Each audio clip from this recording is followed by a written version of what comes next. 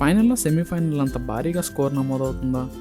ఈసారి final India గెలవబోతుందా? ప్రస్తుతానికి conditions చూస్తే అవుననే చెప్పాలి. ఎందుకంటే నరేంద్ర మోడీ స్టేడియంలో ఈసారి రెడ్ ప్లస్ బ్లాక్ సాయిల్ కాంబినేషన్తో పిచ్ వాడబోతున్నారని తెలుస్తుంది. 2023 వరల్డ్ కప్ ఫైనల్లో చూసుకున్నట్టయితే మనం బ్లాక్ సాయిల్ పిచ్ మీద ఆడాం. బౌన్స్ తక్కువగా ఉండే అవకాశం ఉంది, లైట్గా గ్రిప్ అయ్యే అవకాశం ఉంది ఆ సర్ఫేస్ మీద. మన వాళ్ళు ఇబ్బంది పడ్డారు. మనం సౌత్ ఆఫ్రికా ఆడిన సూపర్ 8 గేమ్లో కూడా బ్లాక్ సాయిల్ పిచ్చే, అక్కడ కూడా ఇండియన్ బ్యాట్స్మెన్ ట్రబుల్ ఫేస్ చేశారు.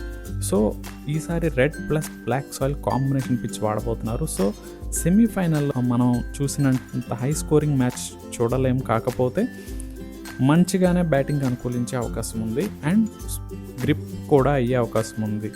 అయితే ఇక్కడ కూడా టాస్ కీలకంగా మారొచ్చు. సెకండ్ హాఫ్లో జో ఉండబోతుంది కాబట్టి జస్ట్ ఫర్ ఫన్ ఒక చిన్న ప్రెడిక్షన్ చేద్దాం.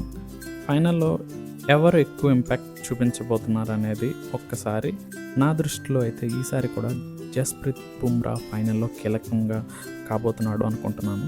And toss I think New Zealand గెలుస్తుంది అనుకుంటున్నాను. న్యూజిలాండ్ డెఫినెట్గా ఫీలింగ్ చేస్తుంది ఫస్ట్.